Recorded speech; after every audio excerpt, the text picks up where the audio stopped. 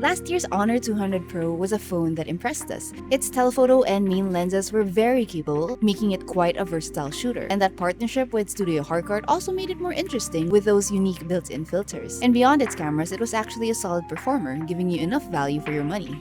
Now with the Honor 400 Pro, it's kind of an interesting mix. Yes, the camera gets upgraded to a 200 megapixel main shooter, but interestingly, it has a slightly smaller sensor than the Honor 200 Pro's 50 megapixel main camera. But we'll get to that a little later on in the video. Now for telephoto, you do get a proper upgrade from a 2.5 times optical zoom. We now have 3 times optical zoom and a 6 times hybrid zoom as well. Now, this kind of setup is not really uncommon in the mid-range segments. What Honor is actually doing with the 400 Pro and a lot of their other phones is relying on software. So that's a bunch of AI and algorithms that work in the background, processing your photos before you even see them. So basically, that's what this video is all about. We're here to see where the Honor 400 Pro's cameras shine and where they struggle. Let's get to it. The Honor 400 Pro houses a triple camera setup headlined by a 200 megapixel main camera. You're also getting an upgraded telephoto lens with 3 times optical zoom this time and a 12 megapixel ultra wide. Around the front is a 50 megapixel selfie shooter. Now behind all that hardware is Honor's image engine. This combines computational photography and a bunch of AI to enhance clarity, dynamic range, and overall scene optimization. You're getting a lot of features including AI-powered image to video, which adds motion to your photos. You've got a design that's easy to understand with IP69 protection, meaning you can shoot under the rain or pool water. Unexpectedly, the Honor 400 Pro really shines in bright light. From that 200 megapixel camera, you're getting crisp 12.5 megapixel images with sharp details and punchy colors. Dynamic range isn't the widest I've seen, and you do get a lot of contrast, but I'll talk about this in a little bit. For everyday shots, however, like food and travel snaps, it's more than enough for the regular shooter. This is actually the kind of scenario where all those extra megapixels work out. All those extra megapixels are doing something. Because in this situation, you do get to see the finer details like hair strands or fabric or like a rocky texture, things that you might miss if you had a camera that captures lower levels of detail. Portraits remain a highlight for Honor, especially when using portrait mode and those Harcourt filters. Edge detection is still good and convincing, bokeh looks smooth and lens-like, and those Harcourt filters help you look artsy, dramatic, or just a little bit more natural. On top of that, Honor also includes new film simulation filters, similar to what Fujifilm is doing. Selfies also shine with that 50 megapixel front camera which captures fine detail and pleasing skin tones. Just make sure your beautification is set at an optimal level. Now for the telephoto camera, we are getting an upgrade. This time we're getting 3 times optical zoom, an upgrade from last year's 2.5 times. At this focal length, images are impressively sharp, especially considering the price of this phone. Even when you push it to its 6 times hybrid zoom, details still hold up and are a bit better than many of its mid-range competitors. This makes the telephoto lens really useful for things like travel, events, and maybe even concerts. Always and forever, light is the key to getting really good, really clear photos, so make sure you have a lot of it. Now, because you have 200 megapixels with a slightly smaller sensor, the Honor 400 Pro obviously relies less on hardware.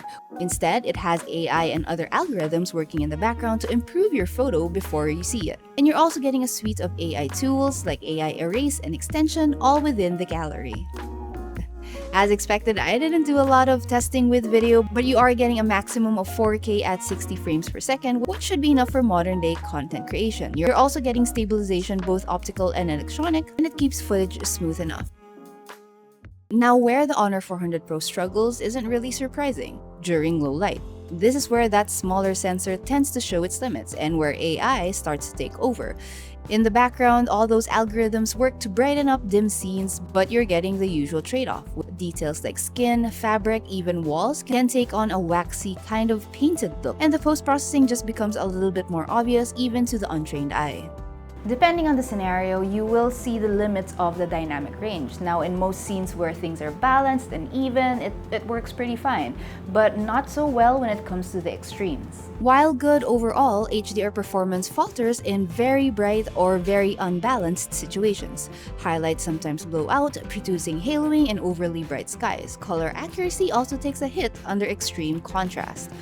Finally, it struggles with zoom beyond the preset optical lengths. Now, I mentioned earlier that at 3 times and 6 times, it does pretty well. But once you push past 15 times, the magic really starts to wear off. Details get replaced by AI sharpening, which again makes photos look more like paintings than actual pictures. At the maximum 50 times, expect novelty shots that aren't really usable. You can use it to get a clearer picture of what's far away, but probably not something you'd use for serious photography.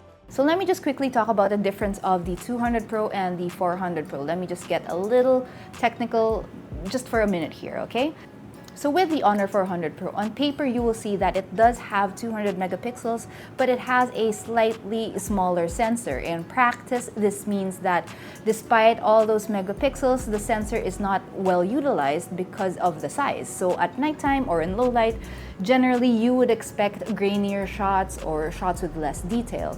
Now, the Honor 200 Pro actually has a slightly bigger sensor despite it only having 50 megapixels. We're talking about the main camera right now. Now, with that kind of setup, we do expect that low light is better, but there are a couple of key differences that still make the Honor 400 Pro a better performer even during low light. Now, standing alone, the Honor 200 Pro is still a really good camera, still really impressive for its price, especially now it's a lot cheaper, and it still performs really well for what it is. With the Honor 400 Pro, yes, I believe that it's not a true upgrade, or it's not a very big upgrade in terms of the camera department, but what makes it better is honestly all the post-processing that the photos go through before you even see it.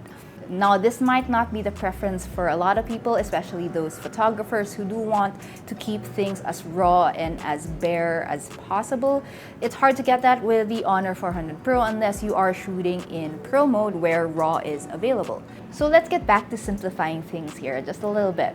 So the Honor 400 Pro has a lot more megapixels, yes, but it does have a slightly smaller sensor size compared to the Honor 200 Pro. So does that mean the Honor 200 Pro performs better?